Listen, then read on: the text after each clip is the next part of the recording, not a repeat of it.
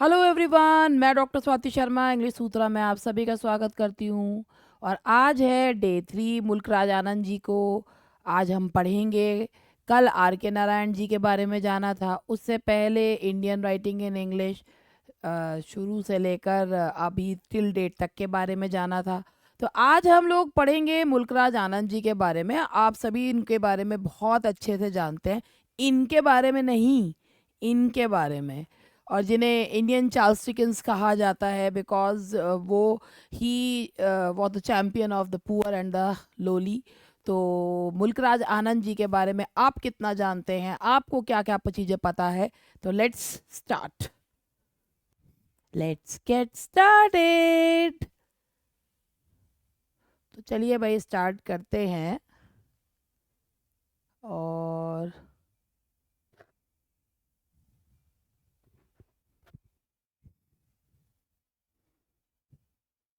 ये पूरा ही मैंने जो है इसमें ये नोट्स आप लोगों को भी दिए हैं टेलीग्राम पर। आई होप कि आप लोगों ने देख लिए होंगे और आपको समझ में भी आने शुरू हो गए होंगे।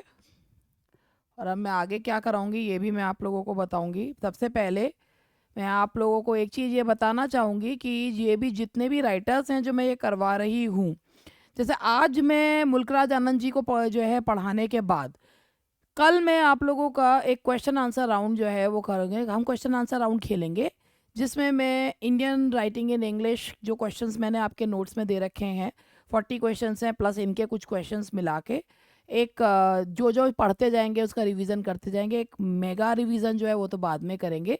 तो जैसे जो जो राइटर्स करते जाएंगे, दो दो तीन तीन राइटर्स करके फिर उनके रिवीजन भी करते जाएंगे। तो आज हम लोग मुल्कराज आनंद जी के बारे में जानते हैं। तो सबसे पहले मुल्कराज आनंद जी के बारे में, कौन है मुल्कराज आनंद, क्या उन्होंने मतलब नॉवेल्स के लिए में क्या करा है। तो सबसे पहले मुल्कराज आनंद जी जो हैं, he is known as the foundational figure of Indian English novel. He occupied the place of a foundational father figure. क्यों? क्योंकि भाई वो एक जिन्हें एक, जिसे कहना चाहिए, तीन लोगों की एक नॉवलिस्ट हैं जिन्होंने इंडियन राइटिंग इन इंग्लिश का एक फाउंडेशन को मजबूत कराया। आर के नारायण, मुल्कराज आनंद एंड राजा राव। और इनमें जो है इन्हें फाउंडिंग फादर्स कहा जाता है क्योंकि इन्होंने अलग अलग मतलब जैसे आर के नारायण जो है उन्होंने मालगुडी लिखा में, मालगुडी एक फिक्शनल टाउन क्रिएट करा, तो एक माइक्रोज्म ऑफ सोसाइटी है। उसके बाद Mulk Raj Anand the champion of the champion of the poor. और राजा राव जो है उन्होंने इंडियनाइजेशन जो है मतलब ईडियम्स का इंडियनाइजेशन करा। फिलोसफिकल वर्क्स को ही उन्होंने पूरी वर्ल्ड में पहुंचाया, इंडिया के फिलोसफिकल वर्क्स को, इंडिया की फिलोसफी को। तो आज हम लोग जो मुल्कराज आनंद जी के बारे में जानना चाहते हैं, तो मुल्कराज आनंद जी के बारे में सबसे पहले ये लिटरेरी करियर उनका जो है ये एक Indian writing toward the socially conscious novel.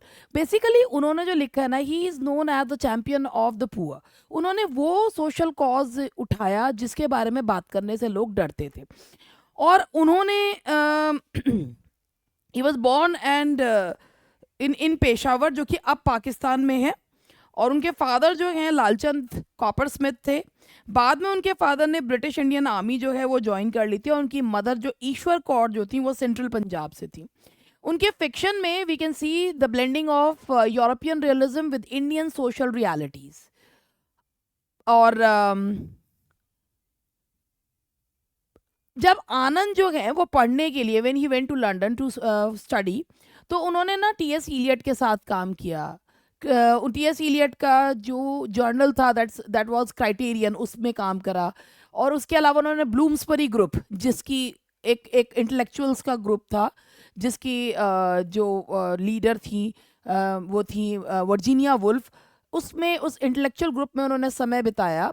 तो ये जो एक इंटेलिजेंशिया थी, this intelligentsia shaped his personality और sharpened his awareness of modernist debates. अगर हम बात करते हैं तो उन्होंने, लेकिन फिर भी उनको चार्ल्स डिकेंस भले ही कहते हैं लेकिन उनको प्रोपागेंडिस्ट भी कहा जाता है। क्यों कहा जाता है एक एक करके जानेंगे। और आनंद मुल्कराज आनंद जो हैं, he was deeply influenced by Charles Darwin's philosophy, या चार्ल्स डार्विन के ओरिजिन ऑफ स्पीशीज से वो बहुत ज़्यादा प्रभावित है। अब जहाँ मैं पेन रख देती हूँ ना अपना, फिर मुझे मिलता नहीं है वो। चार्ल्स डार्विन की ओरिजिन ऑफ स्पीशीज से वो बहुत ज़्यादा प्रभावित थे। टॉल्स्टॉय के वॉर एंड पीस से बहुत प्रभावित थे। ये चीज़ें भी मैं आपको यहाँ पर बताती जाती हूँ कि मुल्कराज आनंद जो है,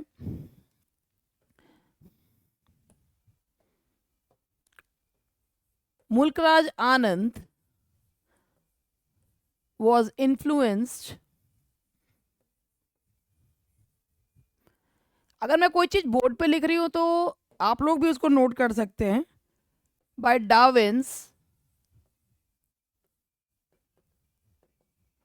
ओरिजिन ऑफ स्पीशीज। ये वही किताब थी जिसने विक्टोरियन एज में एक स्टिर क्रिएट कर दिया था, जहां विक्टोरियन एज में इसी किताब के बाद लोगों में धर्म के प्रति एक अविश्वास की स्थिति उत्पन्न हो गई थी। जो है लोगों में पीपल, मतलब ये है कि जो अभी तक वो लोग सोच रहे थे कि we are the seeds of God, तो एक जैसे कहना चाहिए ना, एक सेप्टिक जो एटीट्यूड था वो लोगों का, इस बुक के बाद हो गया था। इसके अलावा टॉल्स्टॉय की war and peace, war and piece से वो काफ़ी प्रभावित थे, वॉर एंड पीस से। तो ये किताबों का उन पे एक अच्छा खासा असर जो है वो देखने को मिलता है। वॉर एंड पीस से प्रभावित थे। मुल्कराज आनंद ने फ्रायड और यंग को भी पढ़ा है और टी.एस. इलियट की क्राइटेरियन मैगजीन में काम करा है। इसके अलावा उन्होंने सिविल डिसोबीडियंस मूवमेंट में गांधी जी के साथ काम किया और उनकी मुलाकात स्पेन में अर्नेस्ट हेमिंगवे से भी हुई थी। He met with Ernest Hemingway. चलिए, ये तो बातें होती रहती हैं। इन्होंने एक एक्ट्रेस थी कैथलीन, उनसे शादी करी थी, मगर ये शादी कोई बहुत लंबी चली नहीं थी उनकी शादी, क्योंकि दोनों के बीच में एक जैसे कहना चाहिए आपस में कोई बॉन्डिंग नहीं थी। जो भी था, हमें उनके उससे क्या लेना देना। लेकिन एक जो उनकी शादी जो है कैथलीन से हुई थी, but that didn't last very long. और अब हम लोग बात करेंगे मुल्कराज आनंद जी की वर्क्स के बारे में। आनंद, जैसे मैंने आपको बताया, आनंद जो है वो he was very much influenced by Dickens, Zola, Balzac, Tolstoy. वो वॉर एंड पीस से बहुत ज़्यादा प्रभावित थे। But his realism, actually Mulk Raj Anand एक रियलिस्टिक नॉवलिस्ट थे। अब ये रियलिस्टिक क्या मतलब होता है? रियलिस्टिक का मतलब होता है यथार्थवादी। जो चीज, जो जैसा चित्रण है वैसा ही चित्रण प्रस्तुत करे, ना तो बहुत ज़्यादा एग्जैजरेट करे कि उसको बढ़ा चढ़ा के बताए, और ना ही उसको अंडर एस्टिमेट करके, या मतलब उसकी चित्रण ढंग से ना करे। तो he was a realist. What ever he saw, he painted that particular thing in his novels. वो उन्होंने वही चीज़ पोर्ट्रे करी है। तो हिज लैंग्वेज, उनकी जो लैंग्वेज, अगर आप लैंग्वेज उनकी देखते हैं उनके नॉवेल्स की, तो that is the amalgamation of Punjabi, Hindi and Hindustani idioms, एक linguistic texture that mirrors the society of India, and that is why he was called Indian Dickens, the Dickens of India. क्यों कहा जाता है डिकेंस ऑफ इंडिया? देखो भाई, इसमें से कुछ क्वेश्चंस आपके बनते हैं, जैसे मैंने क्वेश्चंस लिए भी हैं। Social realism in his novels, कि write 150 words commentary on Dickens' realism in his novel, on the realism of Mulkraj Anand in his novels. Write a 150 word commentary on the novels of Mulkraj Anand, in which he has presented the realistic picture of India. तो ये आप इसी तरीके से जब पढ़ चुके होंगे तभी आप बता भी पाएंगे। इंडियाज डिकेंस कहा जाता है, और throughout his style Anand emerge as a proletarian humanist. ये एक वर्ड आता है प्रोलिटेरियन, यानी कि समाज का वो वर्ग जो श्रमिक वर्ग होता है। He is known as the champion of the proletariats. उन्होंने ना अपने नॉवेल्स में खुल के सोशल इनजस्टिस की बात करी है, मगर फिर भी उनको जो है एक प्रोपेगेंडिस्ट कहा जाता है। चलिए एक एक करके डिस्कस करते हैं उनके वर्क्स। सबसे पहला उनका वर्क है that is untouchable, that this novel came in 1935। Untouchable novel जो है, सबसे पहले ये novel, this is the story of a sweeper boy Bakha. Bakha, the son of Lakha. He is a very hard working boy. And but and he is the victim of social injustice. He belonged to sweeper caste. He belonged to sweeper community. That is why he was the untouchable among untouchables, the lowliest of all.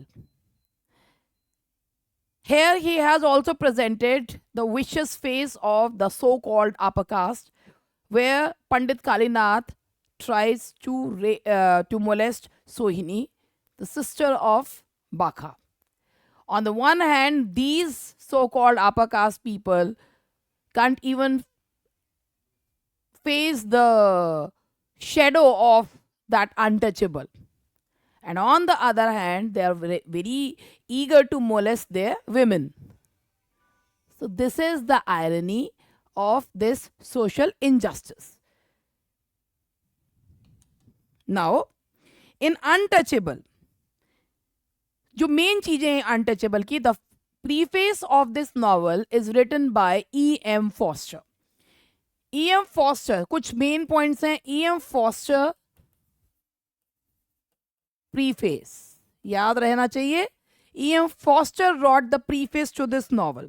Next one is this novel is based on stream of consciousness technique. In a internal monologue चलता है.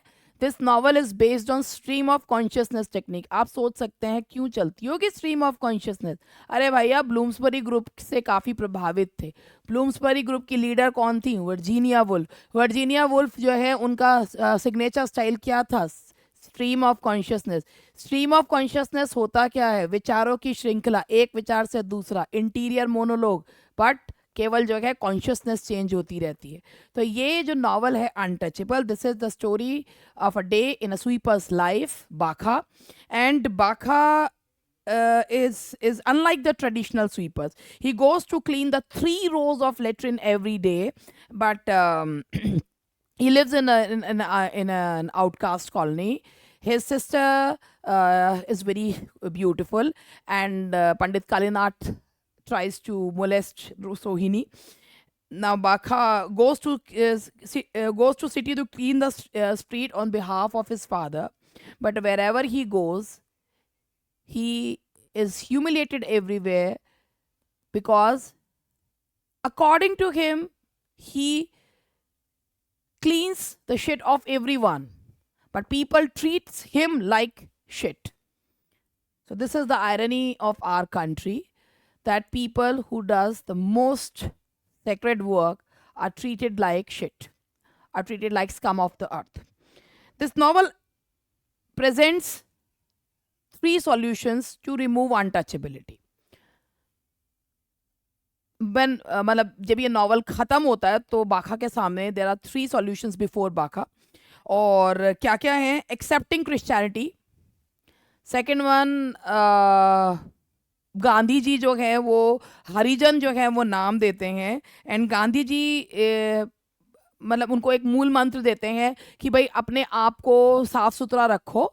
And Gandhiji tries his level best to eradicate untouchability. And the third and the foremost solution is the flush system. जो बाखा के दिमाग में एक उम्मीद का दिया जलाता है कि sometime, in near future, we will be free from this stigma of untouchability, because at that particular time we will not clean that shit from our own hands, or we'll have to put that shit on our heads. तो हम गंदे ही नहीं रहेंगे, तो हमें flush system से हमें stigma से मुक्ति मिल जाएगी. तो ये जो 1935 का नॉवल है, इस नॉवल में आनंद ने रियलिस्टिकली पोर्ट्रे किया है एक लड़के को जो कि एक जवान लड़का है, वो अपने पिता की तरह जो कुछ भी हो रहा है अनटचेबल्स के साथ, उसको सिर झुका के नहीं मानना चाहता. उसको ये समझ में ही नहीं आता कि मैं आखिर ऐसा क्या कर रहा हूँ कि लोग मुझे जो है वो इतना बुरी तरीके से ट्रीट करते हैं और मेरी परछाई से भी बचते हैं, जबकि मैं तो इनके घरों की गंदगी साफ करता हूँ। तो उसके सामने 3 सॉल्यूशंस आते हैं। पहला, उसको ये क्रिश्चियनिटी का मिलता है कि भाई तुम कन्वर्ट हो जाओ, तो तुम जो है तुम्हें छोटा कोई अनटचेबल नहीं समझेगा। दूसरा, गांधी जी कहते हैं कि अपनी आदतें साफ कर लो, साफ सुथरे रहो, तो तुम्हें कोई अनटचेबल नहीं समझेगा। That was Gandhi's way of eradicating untouchability. And the third one is flush system. तो ये जो 3 उसके सामने जो है ये सॉल्यूशंस आते हैं, और he dreams of a silver future in future. तो यहाँ पर ये उनका पहला मेजर नॉवल था। कहते हैं इस नॉवल को पब्लिश कराने में बहुत ज़्यादा उनको मेहनत करनी पड़ी। इवन उन्हें अपना ड्राफ्ट पूरा चेंज करना पड़ा, क्योंकि महात्मा गांधी का कहना था कि whatever you have written in this novel that doesn't touch और that is not at all close to the lives of untouchables of India. तो उन्होंने उस ड्राफ्ट को चेंज किया था। स्टिल वो उस नॉवल को पब्लिश कराने में बहुत टाइम लगा था, और याद रखना है कि इसका प्रीफेस E.M. फॉस्टर के द्वारा लिखा गया था। चलिए आगे बढ़ते हैं। अब बात करते हैं इंटरनेशनल लिटरेरी वेट जो है इस नॉवल को मिला था। उनका सेकंड मेजर वर्क है कुली, 1936 में आया था। इसमें क्योंकि आनंद जो है ना, ही उनको डिकेंस का एवं ही नहीं कहा गया है, he is really a champion of the lolly. और ये इसमें कुली में जो एक्सप्लॉयटेशन दिखाया है ना, उसमें from caste to colonial capitalism, यहाँ पर ये दिखाया है कि किस तरीके से एक जो निचला तबका होता है उसको सबको ही जो है उसको केवल और केवल एक्सप्लॉइट करते हैं। ये नॉवल ना कहानी है मुन्नू की, भाई बहुत पैथेटिक कहानी है, पढ़ के आंखों में आंसू आ जाते हैं। एक 15 साल का बच्चा है जो हाउस में, फैक्ट्री में, सिटी में, हर जगह जहाँ जाता है वहाँ सिर्फ और सिर्फ उसको जो है एक्सप्लॉइट करा जाता है। एक 15 साल के लड़के को कहते हैं ना कि एक अनाथ बच्चा है वो, और उसको हर जगह केवल नौकर की तरह, मतलब खुद बाहर वालों की तो क्या बात करें, जो खुद के ही अपने ही लोग हैं वो ही उसको बहुत एक्सप्लॉइट करते हैं। और यहाँ पे इसके आगे मैं आपको कुली के बारे में बताना चाहूंगी। ये it is highly critical of British rule in India, and it tells about the pathetic odyssey of Munnu. Munnu की ओडिसी है, मुन्नू की गाथा है ये। And an orphaned village boy, ये कहाँ का है? कांगड़ा का। एक मुन्नू जो है कांगड़ा का रहने वाला है, और वो जो है इस नॉवल को, this novel Coolie was translated into 38 languages. याद रखिएगा 38 लैंग्वेजेस में इस नॉवल को ट्रांसलेट करा गया। सबसे पहले मुन्नू जो है ना, ये तो मैंने ओवरव्यू बताया था। When Munnu was 15 years old, और एक आप खुद सोच के देखिए एक 15 साल का बच्चा जिसके माँ बाप नहीं है, कहता है ना कि अगर फादर या मदर में से ही कोई एक ना रहे तो बच्चों की कितनी बुरी स्थिति हो जाती है। सोचिए कि जो बच्चा जिसके माँ फादर मदर नहीं है, कोई नहीं है उसका दुनिया में, सोचिए उसको, उस बच्चे को सबसे पहले तो उसके अंकल जो हैं वो दयाराम, वो उसको बहुत इल ट्रीट करते हैं। उसके बाद उसकी इल ट्रीट करते हैं, उसकी आंट गुजरी उसको इल ट्रीट करती है। उसके बाद मुन्नू जो है 3 रुपए महीने पर बाबू नाथूराम के यहाँ पर काम करता है। अब सोचो 3 रुपए के लिए हाड़ तोड़ मेहनत करवाते हैं उससे, वो भी उसको नहीं मिलते बेचारे को, उसके अंकल को दे दिए जाते हैं। अब उसके बाद वो अलग अलग काम करता है, फैक्ट्री वर्कर, रिक्शा पुलर भी बन जाता है। He goes to various places from Bilaspur to Shimla, और उसके बाद टीबी की बीमारी से वो मर जाता है। इसको ना कुछ लोगों ने, मतलब कुछ क्रिटिक्स ने इस नॉवल को एन ओडिसी ऑफ जो है ओडिसी ऑफ अ कुली कहा है। बहुत ही इमोशनल जो है ये नॉवल है।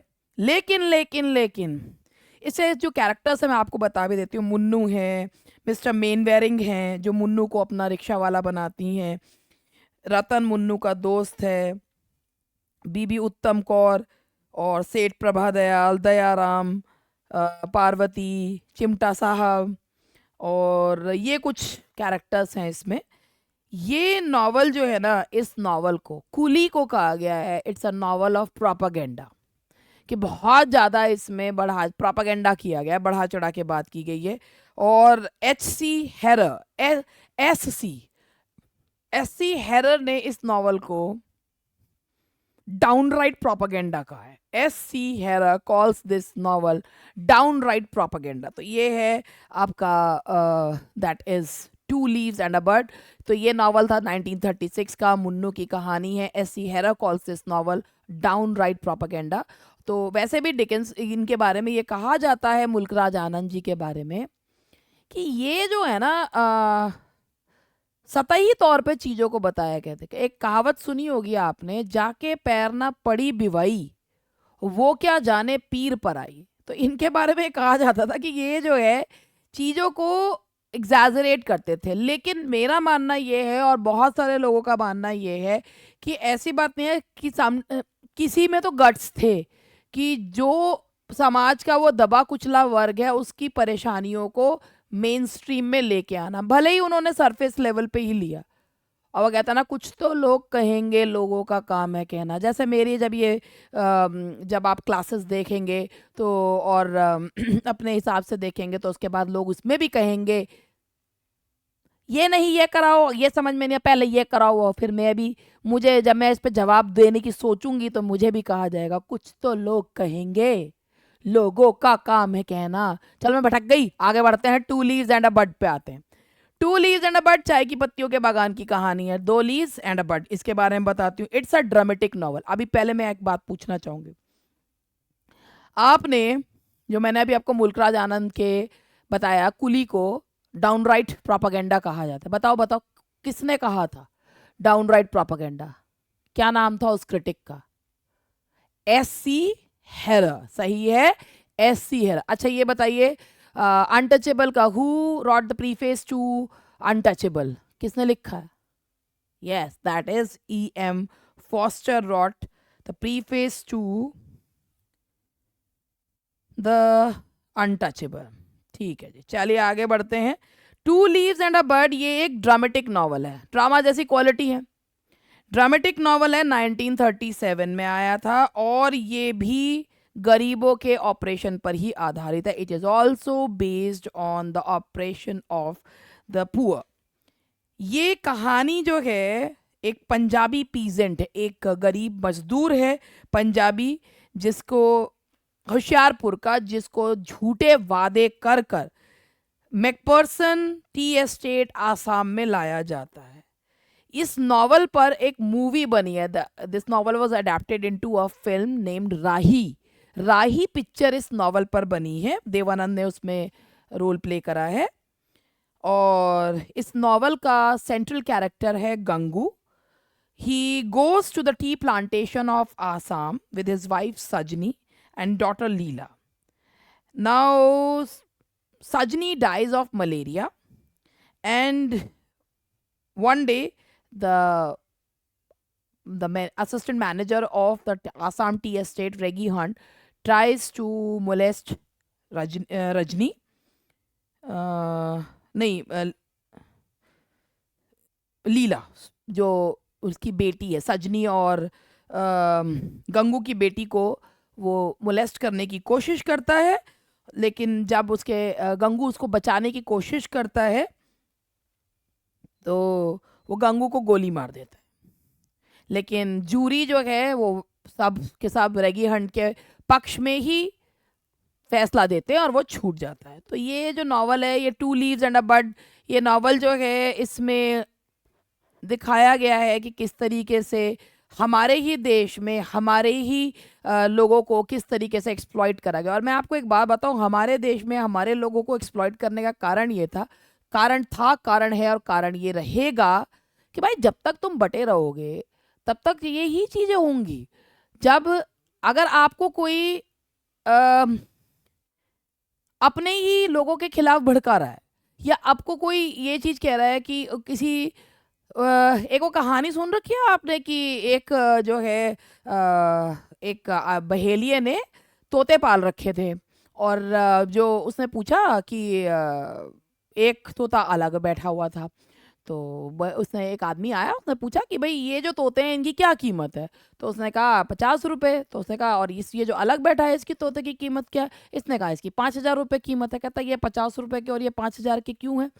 तो उसने कहा भाई ये ऐसा है कि ये वाला जो 5,000 वाला तोता है ना, ये सभी तोतों को पकड़ने में मेरी मदद करता है। मतलब कि ये भेदिया है, ये सारे तोतों को अपनी मदद के लिए बुलाता है। वो बेचारे इसकी मदद की पुकार सुनकर आ जाते हैं और ये जो है मेरे जाल में फंस जाते हैं।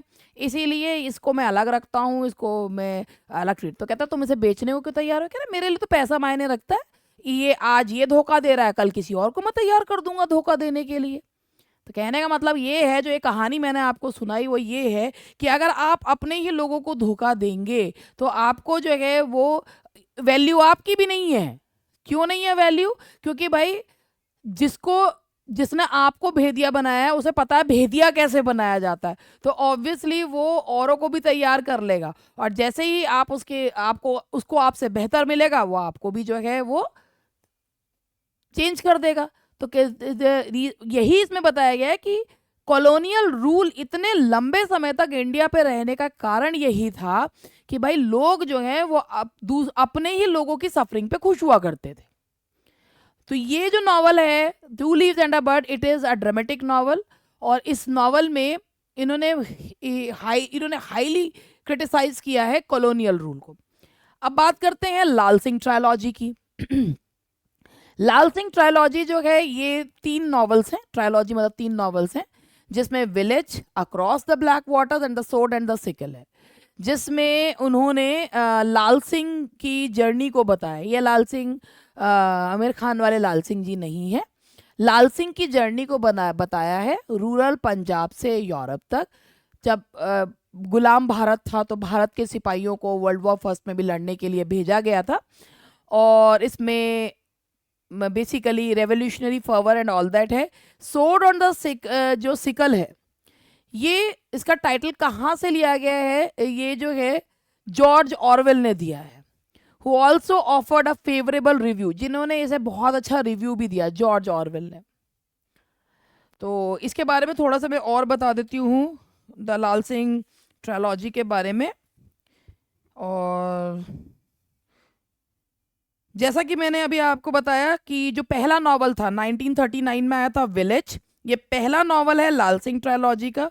ये लाल सिंह नाम के एक मजदूर पे आधारित है जो पंजाब में रहता है।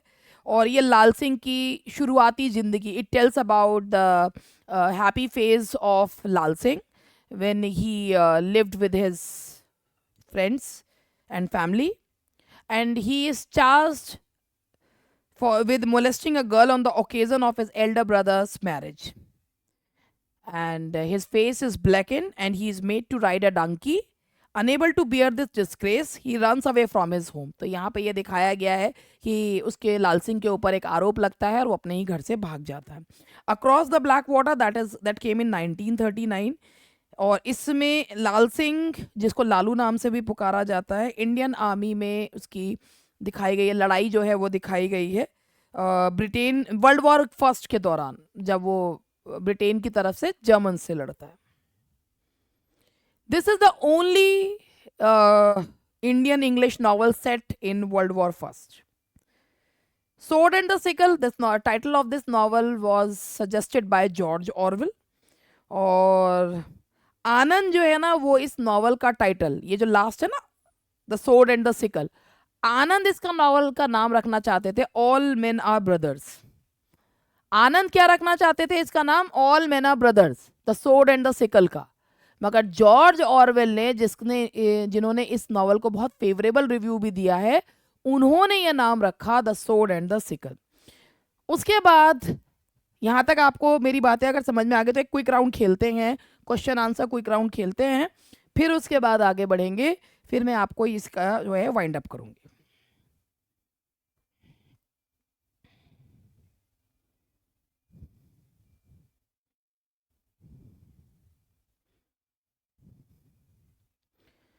चलिए, पहला क्वेश्चन, पहला क्वेश्चन आप लोगों के लिए ये है, the structure of untouchable unfolding within a single day primarily serves to A.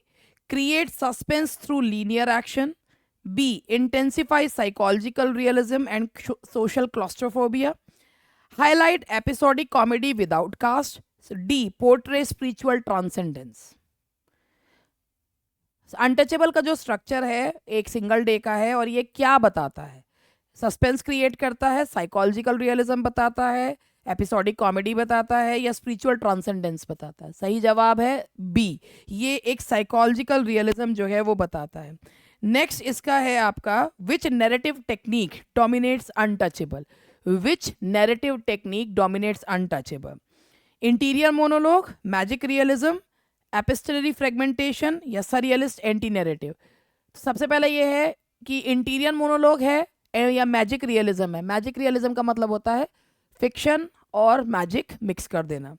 एपिस्टलरी है लेटर्स के माध्यम से, या सरियलिस्ट एंटी नैरेटिव है। तो आपको पता है कि इसमें अनटचेबल में क्या यूज करा गया है, दैट इज इसमें stream of consciousness technique use करी गई। तो कौन सा इसमें है? Interior monologue.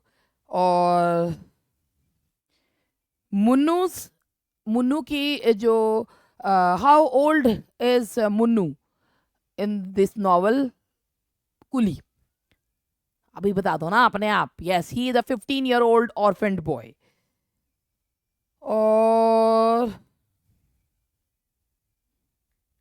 और पूछ लेती हूँ, जरा 2 मिनट का टाइम दो, पूछ लेती हूँ।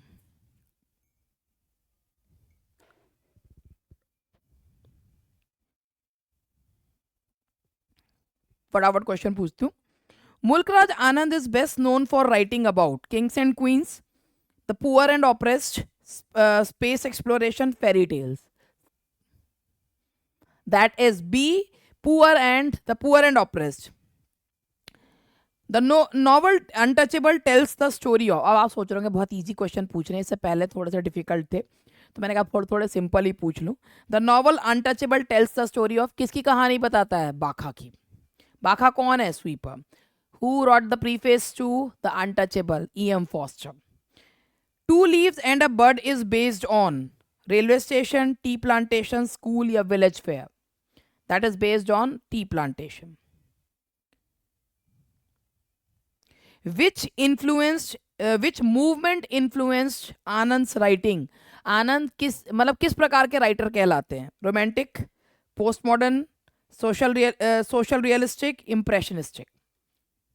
रियलिस्टिक, सोशल रियलिस्टिक, समाज का यथार्थवाद उन्होंने दिखाया है। And what is the name of the last novel in Lal Singh trilogy? What is the name of the last novel in Lal Singh trilogy? बताओ। Yes, that is The Sword and Sickle. किसने दिया है title? Who suggested this title? George Orwell. Anand इसको क्या title देना चाहते थे? All Men Are Brothers। तो यहां पर मैं अब अपना क्वेश्चन आंसर राउंड खत्म करते हुए अब आपको जो है आगे पढ़ाती हूँ। बीच बीच में आपको मैं चीजें बताती चलती हूँ।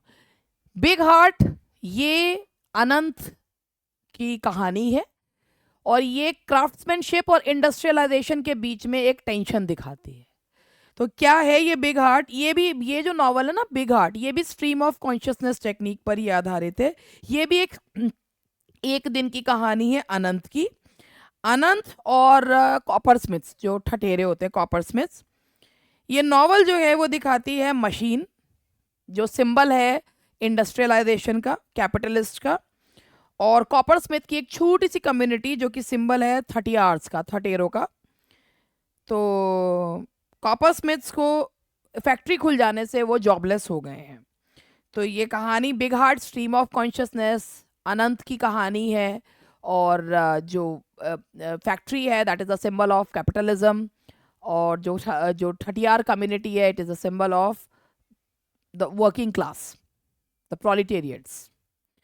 उसके बाद हम बात करते हैं the private life of an Indian prince interrogates the, जब भारत में सभी स्टेट्स को एक किया जा रहा था, और आपको पता है कि इन्होंने किया था लौह पुरुष जो थे सरदार वल्लभ भाई पटेल के द्वारा।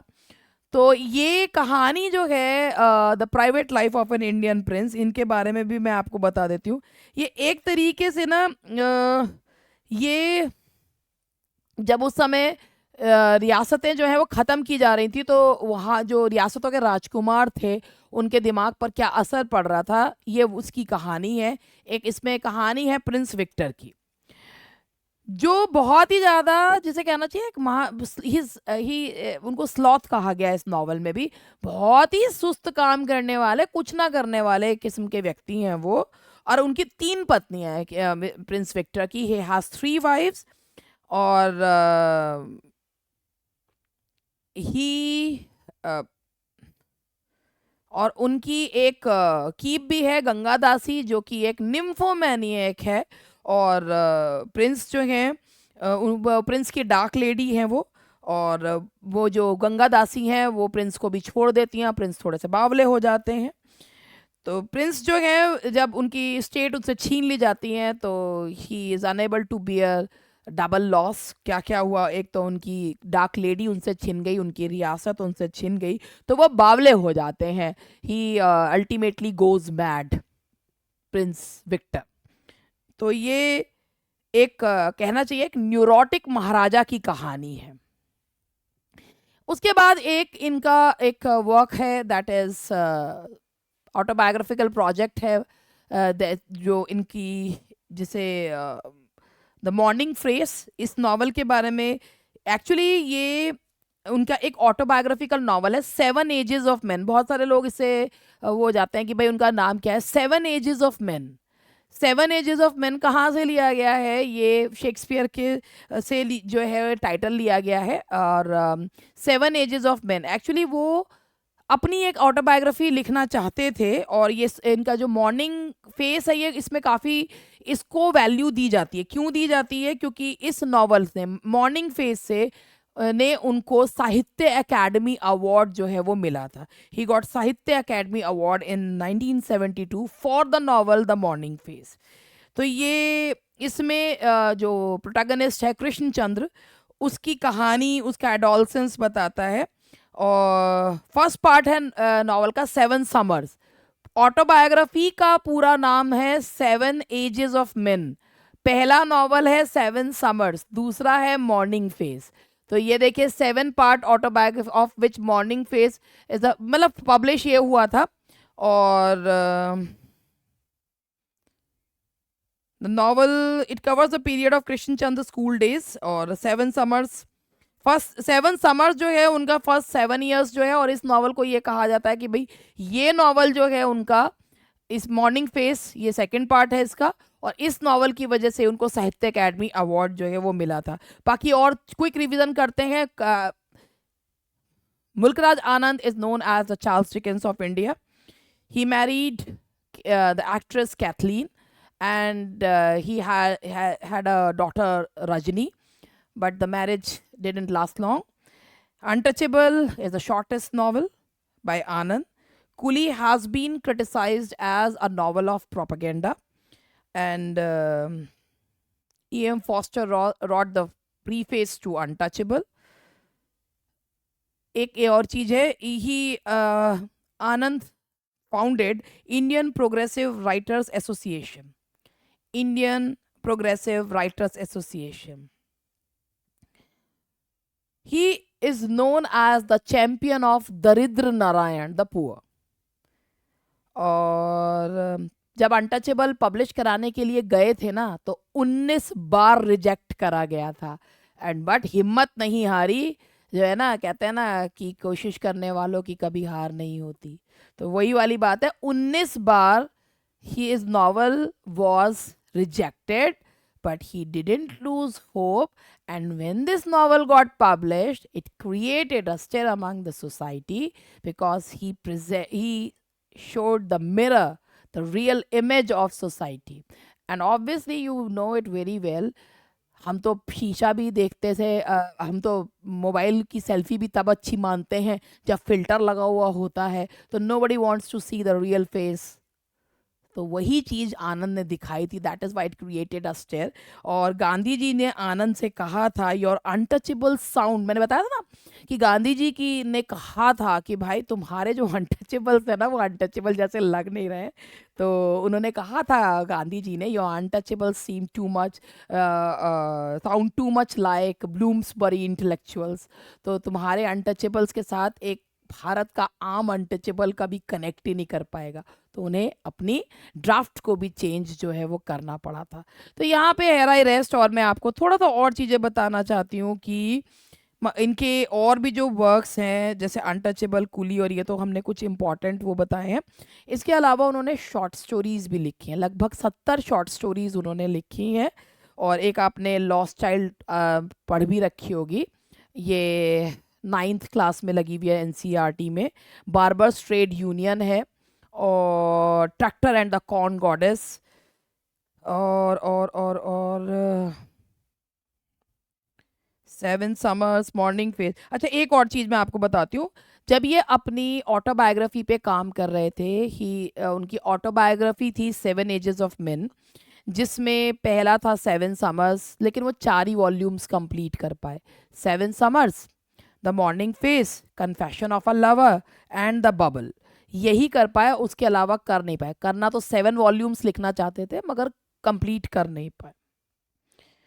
चलिए, इसके अलावा उन्होंने मुल्कराज आनंद ने अपार्ट फ्रॉम फिक्शन भी चीज़ें जो हैं लिखी हैं, जैसे कि उन्होंने कुकिंग पे लिखी है, curries and other Indian dishes. हाँ जी हाँ, curries and other Indian dishes पे भी उन्होंने बुक लिखी है। पर्शियन पेंटिंग, इंडियन थिएटर, ये सब भी उन्होंने लिखा है। तो बस यही जो है आप लोगों को मुझे बताना था, और दैट्स ऑल फॉर टुडे। और इसके बाद अब मैं आप लोगों को जो ये मैंने राइटर्स और ये सब करवाएं, पहले इनके क्वेश्चंस करते हैं, फिर आगे बढ़ते हैं। तो आई होप कि आपको ये चीज़ें जो हैं वो अच्छे से समझ में आ रही हैं। नोट्स वगैरह आप सब पढ़िए, और अगर कोई चीज़ जो है, इसके अलावा अभी एक बात जाने से पहले एक बात और कहना चाहूँगी कि जैसे आप लोगों को मैं क्वेश्चंस कराऊंगी, तो उसके बाद ना मैं इन पे लॉन्ग क्वेश्चंस जो है वो आपको लॉन्ग क्वेश्चंस जो है 3-4 लॉन्ग क्वेश्चंस मैं आपको देती हूँ। आप उन क्वेश्चंस पे तैयार करने की कोशिश करना चाहे करिए, क्योंकि देखिए फिलहाल तो जो है अभी आपका फोकस फर्स्ट पेपर पे ही होगा। लेकिन अगर आप अभी से सोचना शुरू करेंगे तो ही तो थोड़ा बहुत जो है वो लिख पाएंगे। कम से कम एक थॉट प्रोसेस तो स्टार्ट होगा, क्योंकि अगर सारा कुछ मैं ही रेडीमेड दे दूंगी तो आप कैसे लिखोगे? जरूरी थोड़ी है कि जो मैं क्वेश्चन बता रही हूँ वही आए। तो कम से कम आप इन नोट्स को अच्छे से पढ़िए। उसके अलावा if you have some other books तो उन पे भी ध्यान दीजिए, then only you will be able to write. क्योंकि 10 क्वेश्चंस आने हैं, तो 10 क्वेश्चन में मान लो कि अगर 100 वर्ड्स के भी होंगे तो 1000 वर्ड्स आपको लिखने हैं। तो 1000 वर्ड लिखने की प्रैक्टिस होगी तभी तो लिख पाओगे ना, विचार एकदम से नहीं आते हैं भैया। चलिए, मिलते हैं कल, बाय बाय।